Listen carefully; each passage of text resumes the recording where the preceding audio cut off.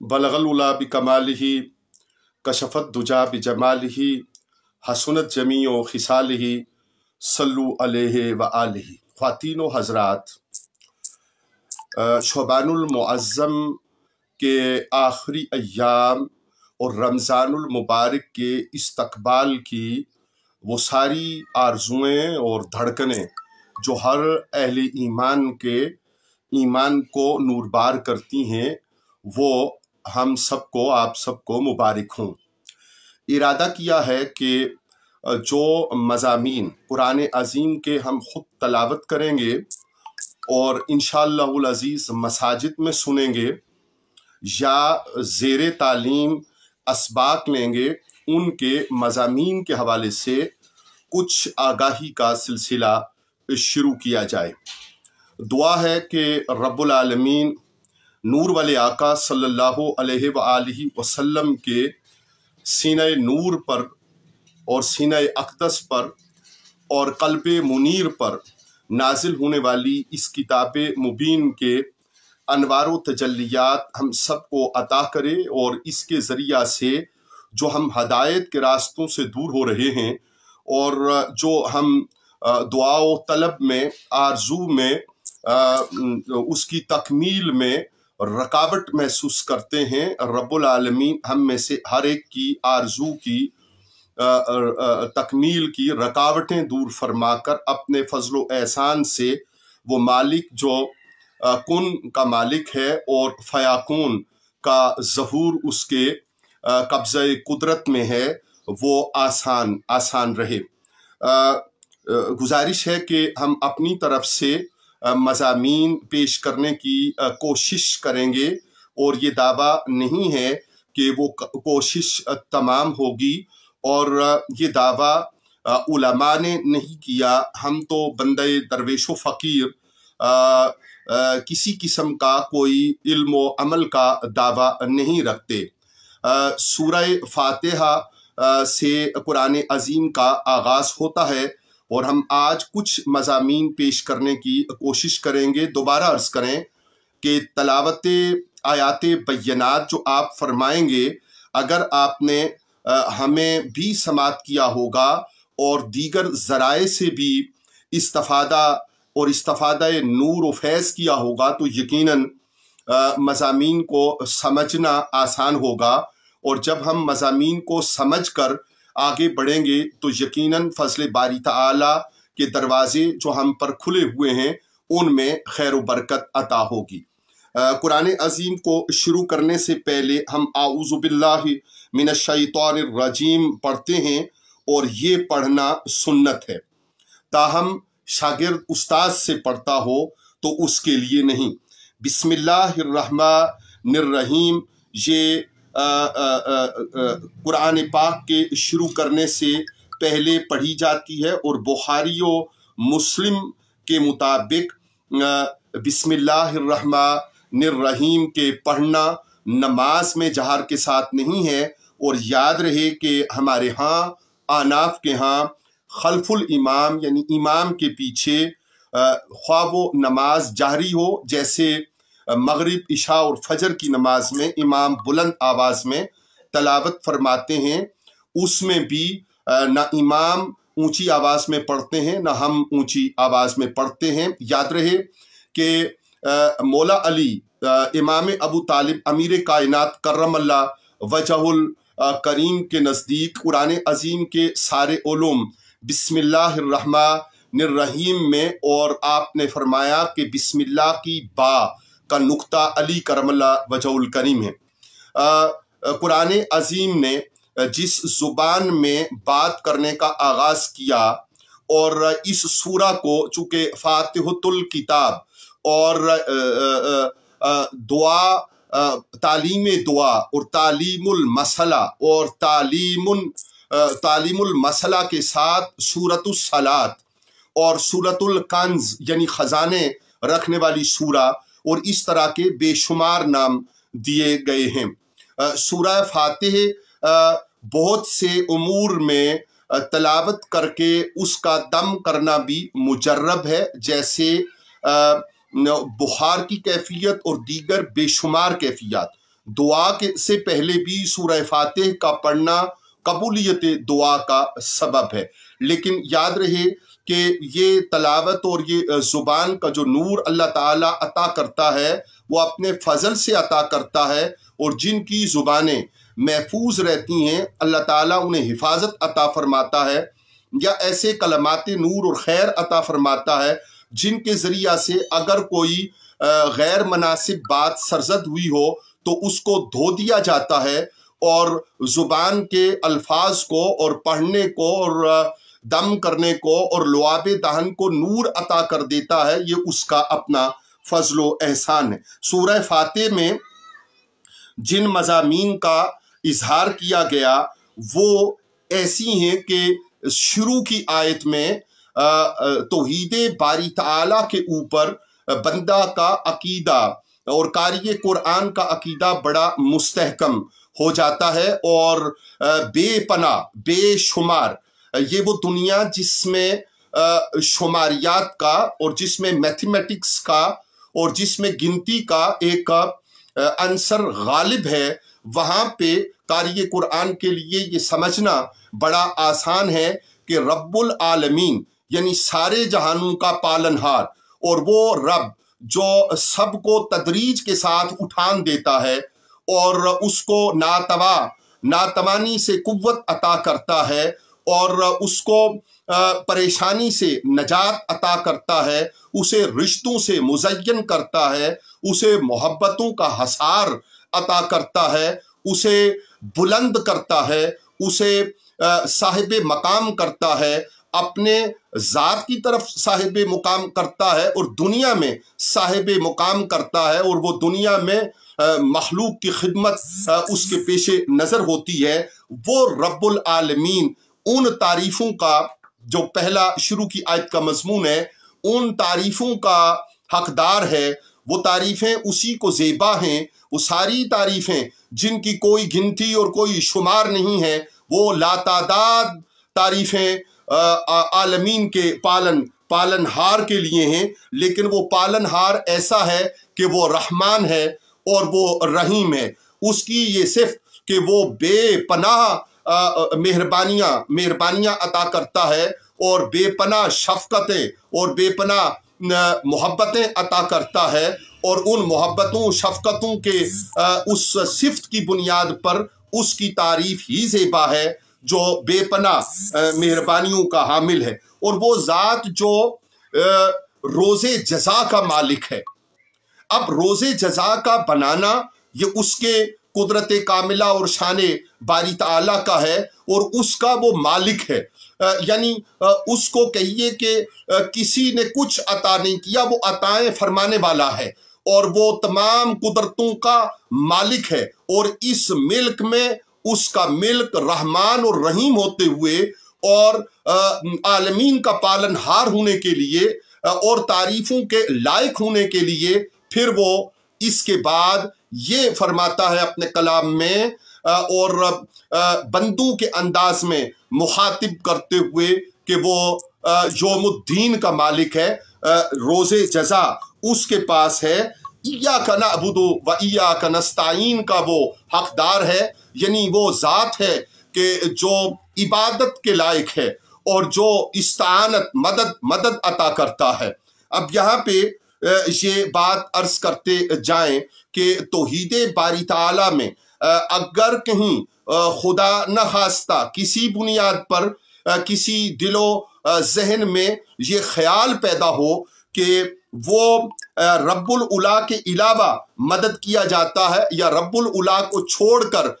کسی کی عبادت ممکن ہے، تو یہ توحید باری تعالیٰ میں قطعی اور حتمی طور پر دخل کی بات اور شرک کا موجب ہے۔ وہی عبادت کے لائق ہے، وہی مدد فرماتا ہے، اور عبادتوں میں جو درود و سلام کی کثرت ہے وہ فعل ہے کہ جو باری تعالیٰ اپنے فضل اور احسان سے فرماتا ہے اور بندوں کو، ملائکہ کو اور بندوں کو دعوت دیتا ہے کہ وہ اس میں شریک ہوں، لیکن رب تعالیٰ کا درود و سلام بھیجنا اس کی شان قدرت کے لائق ہے، اور اس معنوں میں بھی کہیں پہ بھی یہ معنی مترشح نہیں ہوں گے کہ جو فعل وہ کرتا ہے وہ فعل بنی نوع انسان یا بندگی بجا لانے والے کرتے ہیں، وہ اپنی شان کے مطابق رحمت کائنات اور جان کائنات صلی اللہ علیہ وآلہ وسلم پر رحمتیں، برکتیں اور درود اور سلام بیچتا ہے، اور ملائکہ کو جو قوت اور طاقت رب تعالیٰ نے عطا کی ہے وہ اس کے لائق بیچتے ہیں، اور بندے جو اللہ تعالیٰ نے اپنے فضل و احسان سے بندوں کو رغبت آقا کرم صلی اللہ علیہ وآلہ وسلم کی ذات نور کی طرف دی ہے، وہ اس کے مطابق بیچتے ہیں۔ عبادت اس کی ہے جو عالمین کا رب ہے اور جس کی بے پناہ تعریفیں ہیں، جو رحمان ہے، جو رحیم ہے، جو روز جزا کا مالک ہے، اور وہی ہماری مدد کرتا ہے، خواہ اس کا ذریعہ اسباب کی دنیا میں وہ والدین کو بنائے، اور اس کا ذریعہ وہ اہل اللہ کو بنائے، اس کا ذریعہ وہ اساتذہ کو بنائے، اس کا ذریعہ وہ مشائخ کو بنائے، اس کا ذریعہ وہ جبریل امی اور ملائکہ کو بنائے، جیسا کہ قرآن عظیم میں آگے چل کے مضامین میں آئے گا۔ لیکن مسبب الاسباب صرف اسی کی ذات ہے، اور ہم اس سے یہ دعا مانگتے ہیں ہر نماز میں کہ وہ ہمیں سیدھا راستہ عطا فرمائے، سیدھا راستہ جو اس کی طرف جاتا ہو، سیدھا راستہ جو اس کی رضا اور اس کی مہربانی کو تقویت دیتا ہو، اور اس سیدھے راستے کی طرف ہماری رہنمائی، اور جو دعا کے کلمات ہیں اس سورہ فاتح کے، جو فاتحۃ الکتاب ہے، اور جو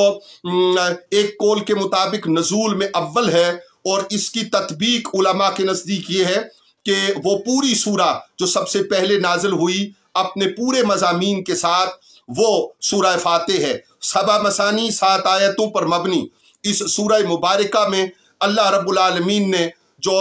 دعائیہ کلمات تعلیم کیے کہ ہمیں سیدھی راہ دکھا، اس سیدھی راہ کے بارے میں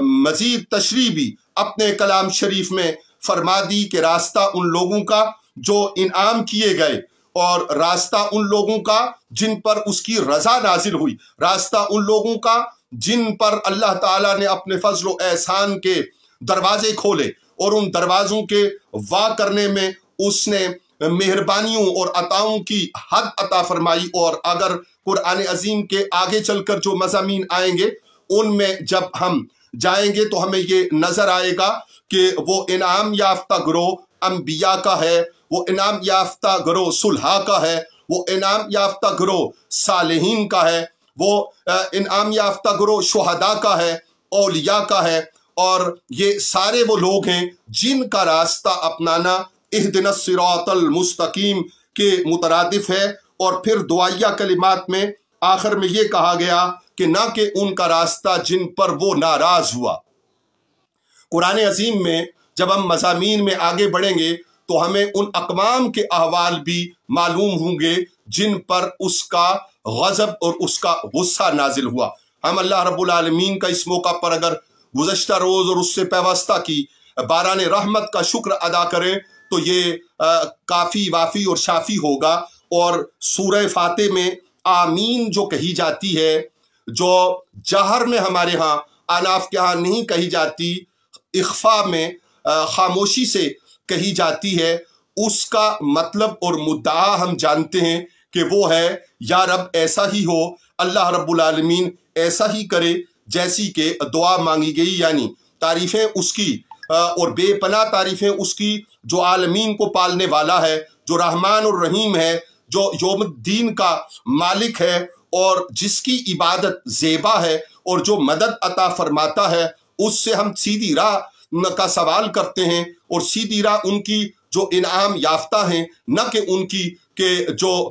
غضب کیے گئے، جن پر غصہ اترا، جن کے اوپر رب العالمین جبار و قہار نے غصہ فرمایا، ایسے لوگوں کے راستے سے اجتناب کی دعا کے ساتھ آمین ہے۔ اور ساتھ ہی پھر سورہ بقرہ کے ابتدائی مضامین میں آپ دیکھتے ہیں کہ رب العالمین نے ارشاد فرمایا اس قرآن عظیم کے بارے میں کہ یہ وہ عظیم کتاب ہے، یہ وہ بلند مرتبہ کتاب ہے۔ اچھا یاد رہے کہ سورہ فاتح مشہور قول کے مطابق مکیہ ہے، اور بعض کے نزدیک اس کا کچھ مضمون लेकिन अगर उस कौल को लिया जाए हदीस पाक का कि नजूल में पूरी सूरा जो नाजिल हुई वो सूरह फातिह है, तो फिर इसको मक्किया मानना पड़ेगा। यहाँ पे तारीफ करते चले जाएं कि हिजरत से पहले की आयात वो मक्किया कहलाएंगी और हिजरत नबवी सल्लल्लाहु अलैहि वसल्लम की के बाद की आयात वो मदनिया कहलाएंगी, वो मदनी सूरा और आयात में लिखी जाएंगी। और फरमान हुआ कि सूरह बकरा के शुरू में हुरूफे मुकत्तआत के बाद कि ये वो किताब है कि जिसमें कोई शक नहीं, यानी फातिहतुल किताब के बाद जो पहली तालीम है अहले ईमान के लिए वो ये है कि किसी बुनियाद पर भी, किसी दलील की बुनियाद पर भी, साइंस एंड नेचर को पढ़ते हुए भी आज के दौर की किसी भी उकदा और उसके हल की तरफ जो साइंटिफिक रहनुमाई है और जो मैथमेटिकल रहनुमाई है या दीगर उलूम की रहनुमाई है वो इस कुरान अजीम से अखज़ किए गए हूं तो नूर हैं, और अगर इसकी तालीमात के खिलाफ जाते हूं तो वो जलालत है, वो गुमराही है और वो परेशानी है और उसका अंजाम ठीक नहीं है। और इस किताब में कोई शक की गुंजाइश नहीं। गोया हम अल्लाह करीम के हुजूर आज जुमा शरीफ के इस मौका पर ये दुआ भी करते हैं कि रब्बुल आलमीन हमें ईमानियात में बिलखुसूस हर तरह के शक व शुबा से बालातर रखे और कुरान अजीम के मज़ामीन में किसी तरह भी कोई शक या कोई शुबा हमारे लिए कभी शैतानी वसवसा के तौर पे मौजूद न हो। और फिर कुरान अजीम ने कहा कि ये हिदायत है, गोया वो रास्ता जो अहले हदायत का रास्ता है, जो फातिहतुल किताब में दुआया अंदाज में बात हुई उसकी तशरीह भी कह लीजिए कि ये क्या है, हिदायत है, लेकिन हिदायत है तकवा वालों के लिए। तकवा के मुख्तलिफ मदारिज बयान किए जाते हैं। हम अवाम का तकवा ये कहा जाता है कि हलाल की तरफ रग़बत और हराम से इज्तनाब और मारूफ की तरफ रग़बत और मुनकर से इज्तनाब, ये हमारा तकवा है। और इसकी मालूमात का होना, इसके इल्म का होना वो इल्म है जिसको फ़र्ज इल्म करार दिया जाता है। लेकिन तकवा के मुख्तलिफ मदारिज भी ज़रूर हैं। हम आम लोगों से ज़्यादा तकवा वाले लोग हैं और उनसे ज़्यादा तकवा वाले लोग हैं और उनसे ऊपर के तकवा वाले लोग हैं, और जो अखवसुल खवास हैं, जो तकवा में बहुत आला दर्जा पर हैं, उनकी एहतियातें वो बहुत ज़्यादा होती हैं। आगे चलकर कुरान अजीम के मज़ामीन में ही जब इसकी अमसाल आएंगी तो इंशाअल्लाह आपकी खिदमत में वो अर्ज करेंगे। और फिर कहा सूरह बकरा में कि ये तकवा वाले कौन हैं? ये तकवा वाले वो हैं जो बेदेखे ईमान लाते हैं। जब उन्हें कहा जाए कुलु ला इलाहा इल्लल्लाहु मुहम्मदुर रसूलुल्लाह सल्लल्लाहु अलैहि वसल्लम, तो उनके दिल रग़बत ईमान की तरफ माइल होते हैं। वो तौहीद बारी ताला और अकीदा रसालत में आप सल्लल्लाहु अलैहि वसल्लम को आप सल्लल्लाहु अलैहि वसल्लम की जमी सिफात के साथ मानना अपने लिए एजाज और ईमान की कुव्वत समझते हैं, और उनमें कोई अगर मगर और कोई लेकिन वेकिन और कोई मकर और कोई ऐसी चीज नहीं आती जो तौहीद बारी ताला को उसकी पूरी सिफात के साथ मानने में और रसालत मुआब सल्लल्लाहु अलैहि वसल्लम की रसालत को उसकी पूरी सिफात के साथ जो कुरान अजीम ने बयान की, और वो हम फिर अर्ज करेंगे कि साथ साथ कुरान अजीम के मज़ामीन में शामिल होंगी। और ये जो ईमान लाते हैं बिन देखे यानी गैब पर, बिल गैब, गैब वो है जो बिन देखे हो, जो सामने की बात ना हो, और रब्बुल उला की जो ज़ाते कुद्स है, जो अल्लाह ताला की तौहीद के साथ ज़ेबा जितनी सिफात हैं वो सारी की सारी वो हैं जो हम इंसानों ने, हम आम लोगों ने नहीं देखी। और यहाँ पे मुराद मेराज शरीफ की रात के जलवों का नूर देखना वो मकसूद नहीं है। अंबिया अलैहिमुस्सलातु वस्सलाम की जो कैफियत है वो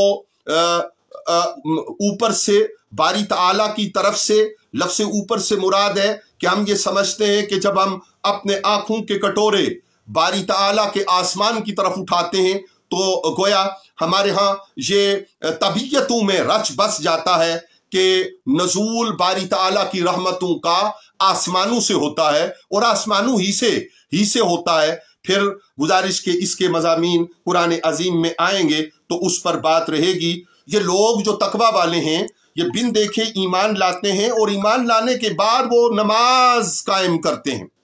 यहाँ पे याद पड़ा कि किसी ने हज़रत अब्बास बिन अब्दुल मुत्तलिब अलैहिस्सलाम से दरियाफ्त किया कि ये लोग जो काबतुल्ला के साए में नमाज अदा कर रहे हैं, जो खड़े हैं और क़याम में हैं, वो आका नेमत इमामुल अंबिया इमाम कुल असालत कुल सल्लल्लाहु अलैहि वसल्लम हैं और वो जनाब अली बिन अबी तालिब हैं अलैहिस्सलाम और खुदैजतुल कुबरा हैं सलामुल्लाह अलैहा। तो ये जो नफूस हैं और ये जो 3-4 लोग यहाँ क़याम में हैं, ये क्या कर रहे हैं? तो आप रज़ी अल्लाह ताला अन्हु ने हज़रत अब्बास बिन अब्दुल मुत्तलिब अलैहिस्सलाम ने फरमाया कि ये अपने सच्चे रब की इबादत करते हैं, नमाज अदा करते हैं। तो ईमान लाने के बाद जो पहली चीज़ सूरह बकरा ने बयान की वो नमाज का कायम करना है। इसलिए हम वो लोग जो खुदा न खास्ता किसी वजह से नमाज में सुस्ती करते हैं, उनको इस सुस्ती से इज्तनाब करना चाहिए। और फिर साथ ही कह दिया कि वो फिर अल्लाह के दिए हुए रिज्क से खिलाते हैं। गोया दस्तरखान बिछाना और रिज्क का एहतमाम करना, ख्वाह वो दुआया इज्तमात में हो या किसी सूरत में हो, वो सहर में हो, वो अफ्तार में हो, वो मेहमानदारी में हो या वो अपने अहल पर खर्च करने की तौफीक के मुताबिक खर्च करना हो, अहले ईमान का और जिन मर्द व ख्वातीन के पास अल्लाह ताला रिज्क अता करता है उसका हिस्सा दूसरों को अता करना और नमाज कायम करने के बाद, यानी तकवा वाले जो गैब पर ईमान लाते हैं वो नमाज कायम करने के बाद, जो इस किताब में शक नहीं करते, वो नमाज कायम करने के बाद गैब पर ईमान लाकर फिर नमाज कायम करते हैं और फिर क्या करते हैं? व मिम्मा रज़क़नाहुम युनफ़िकून, वो इन्फाक फी सबीलिल्लाह करते हैं। अपने मौका पर जो मसाइल फ़र्ज़ सदकात के, वाजिबात के और नवाफिल के आएंगे उनमें कोई तफसील अल्लाह ताला ने मेहरबानी फरमाई तो ज़रूर अर्ज़ खिदमत होगी, लेकिन किसी तरह से भी रिज़्क का दूसरों के आगे पेश किया जाना ये कुरानी अहकामात के ऐन मुताबिक है और इससे किसी वजह से मना करना ये कुरान अजीम के इस हुक्म से मना करने के मुतरादिफ है। और फिर ये करते क्या हैं कि ये ईमान ले आते हैं उस पर जो आप सल्लल्लाहु अलैहि वसल्लम पर नाजिल हुआ और उस पर जो आप सल्लल्लाहु अलैहि वसल्लम से पहले नाजिल हुआ, और फिर ये आखिरत पर ईमान रखते हैं। ये अहले ईमान की निशानियां बयान हुई और कहा गया कि यही वो लोग हैं जो अल्लाह ताला की तरफ से हदायत पर हैं और मुराद को पहुंचने वाले हैं। असल में हमने मुरादों को भी अपने ताई मुतय्यन कर लिया है और हतमी बात यह है कि जिसको रब ताला की रज़ा मिली, जिसको रसूल रहमत सल्लल्लाहु अलैहि वसल्लम को की खुशनुदी मिली, वो मुराद को पहुंचा और दीगर जितनी दुआएं, मुरादें और रिश्ते नाते और मोहब्बतें हैं उनकी तकमील वो इसके तहत में और इसके बाद की बात है। अलबत्ता वो जिनकी किस्मत में कुफ्र है उसके बारे में बयान किया गया कि आप सल्लल्लाहु अलैहि वसल्लम उनको डराएं या न डराएं वो बराबर है और वो ईमान लाने वाले नहीं हैं। तो लिहाजा अब जो ईमान की कैफियत है वो बयान करने के बाद कुफ्र की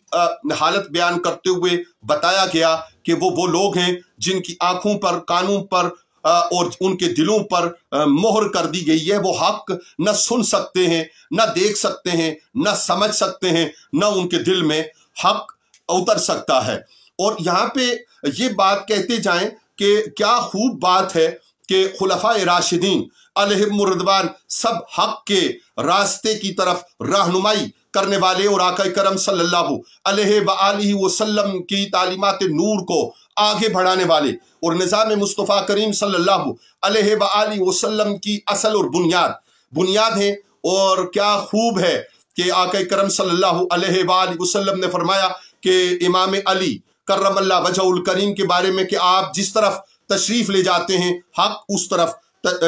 उस तरफ आपके पीछे चला जाता है। तो गोया जो खिलाफत राशिदा को नहीं मानेंगे और खुद इमामुल मुत्तकीन इमाम वलायत करमल्लाह वजहुल करीम की तालीमात को नहीं मानेंगे तो उन्हें आप समझेंगे कि वो हक से दूर हैं। यही फरामीन मुस्तफ़ा करीम सल्लल्लाहु अलैहि वसल्लम और तालीमात इस्लाम की रोशनी में मुतरश्शे होता है। और इंसानों में फिर उन लोगों की मिसाल कायम की गई कि वो ईमान लाने वाले नहीं हैं, उनके आगे जिस तरह की भी दलील रखी जाए। और वजह उसकी ये है कि वो करते क्या हैं, वो फरेब देना चाहते हैं, धोखा देना चाहते हैं। किन को? कि वो ईमान वालों को धोखा दें और अल्लाह रसूल को धोखा दें। और उनका ये फेल वो किसी और को धोखा देने के लिए नहीं है, बल्कि वो खुद को अपनी ज़ात को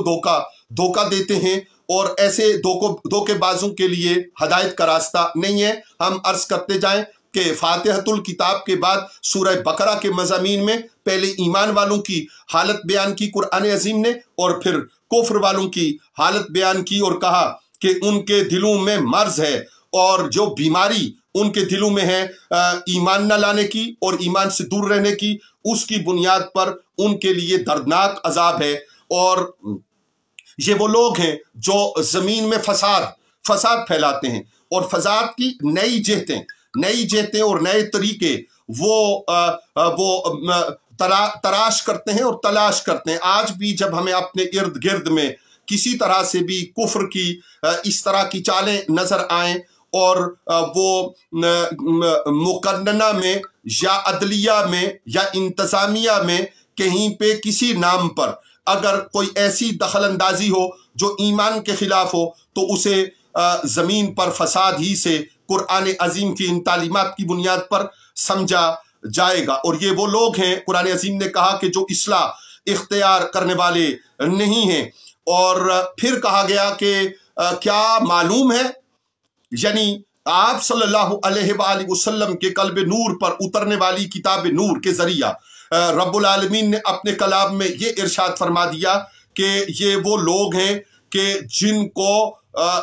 शऊर नहीं है और ये फसादी हैं। यानी अगर इन्हें शऊर होता तो ये ईमान लाते और ज़मीन पर फसाद न फैलाते। तो लिहाजा ये लोग ये कहते हैं कि हम उस तरह ईमान लाएं जैसे अहमक ईमान लाए। ऐसा नहीं है, असल में यही लोग अहमक हैं और शैतान के रास्ते पे हैं और अल्लाह से ये इस्तेहज़ा मजाक करते हैं और अल्लाह ताला उनके इस मजाक से बरीउज़ ज़िम्मा है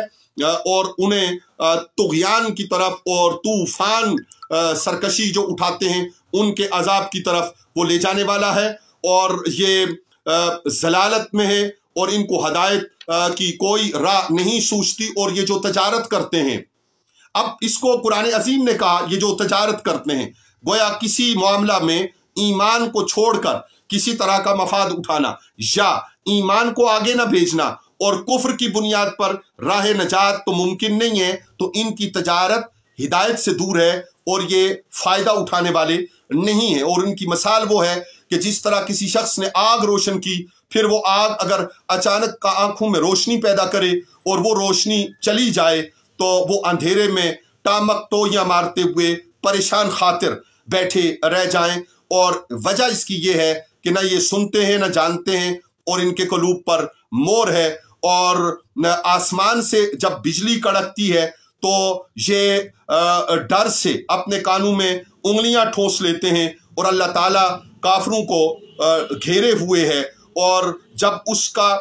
ये अजाब उन पर आकर रहेगा तो कोई वजह नहीं है कि उनको इस अजाब से छुटकारा मिल सके। और ये उम्मीद करते हैं कि इनको परहेजगारी मिलेगी, हालांकि परहेजगारी उनके लिए है कि जो अहले तकवा है, हुदल लिल मुत्तकीन। और پھر زمین میں جو اللہ تعالیٰ بارش نازل کرتا ہے اور اس سے جو پھل پھول اگتے ہیں، اور ان کی مثال کو اگر ہم سامنے رکھیں تو یہ واضح ہے کہ یہ وہی ہے کہ جو بارش نازل کرتا ہے، زمین میں نمو پیدا کرتا ہے اور اس سے پھل اور پھول اور اناج اگاتا ہے۔ اگر یہ لوگ سچے ہوں تو ایسا کر کے دے سکتے ہیں، نہیں نا تو ایسا نہیں کر سکتے، یہ حتمی اور طے شدہ ہے۔ تو لہٰذا یہ وہ لوگ ہیں جو آگ کی طرف بلاتے ہیں، اور عمل صالح کرنے والے، ایمان لانے کے بعد نماز قائم کرنے والے، رزق میں دوسروں کو شریک کرنے والے، بھلائی کرنے والے، خوبیوں کی طرف بڑھنے والے، ان کے لیے ان کے نیک اعمال، ایمان اور نیک عمل، ہر دو کا بہترین اجر اللہ رب العالمین کے پاس ہے، اور ان کے لیے باغ ہیں اور ان میں ستھری بیویاں ہیں، اور اس میں وہ ہمیشہ رہیں گے جو اہل ایمان ہیں۔ اور پھر جو ایمان لاتے ہیں وہ اپنے رب کی طرف سے ہر نازل کردہ بات کو حق سمجھتے ہیں، اور جو کفر کرتے ہیں وہ ہدایت سے دور ہیں اور وہ فاسق ہیں، اور اللہ تعالیٰ کا عہد وہ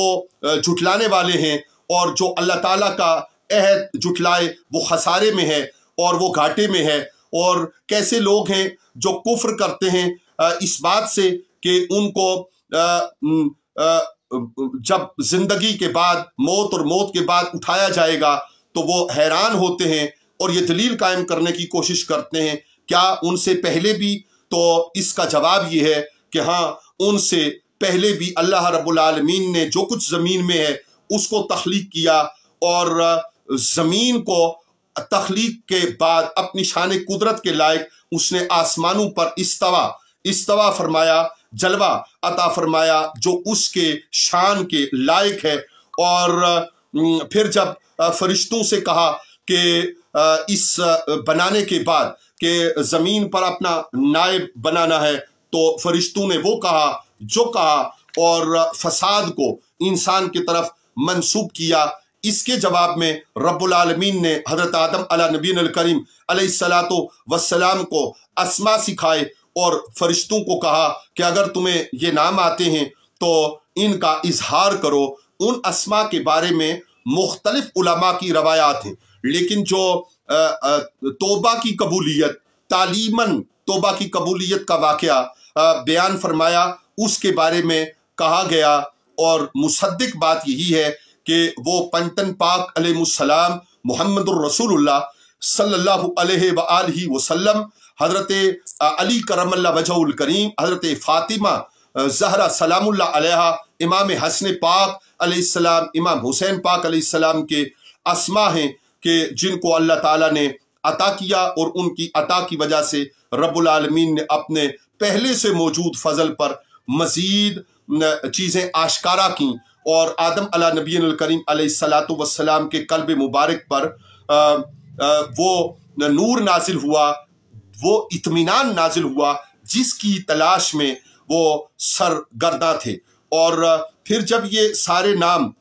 نہ بتا سکے ملائکہ، جو نام اللہ تعالیٰ نے اپنے علم الہی کے مطابق آدم علیہ السلام کو سکھائے تھے، اور یہاں ہم عرض کریں گے کہ کسی اشکال میں پڑھنے کے بجائے یہ سمجھا جائے کہ جو نام اسما مبارک اللہ تعالیٰ کی منشا مبارکہ تھی، اس کی قدرت کاملہ میں تھے، وہ حضرت آدم علیہ نبی الکریم علیہ السلام کو سکھائے گئے۔ اور جب فرشتے نہ بتا سکے تو کہا تم سب ان کو سجدہ کرو، اور یہ سجدہ ہر ایک نے کیا سوائے اس کے کہ شیطان متکبر ہوا اور وہ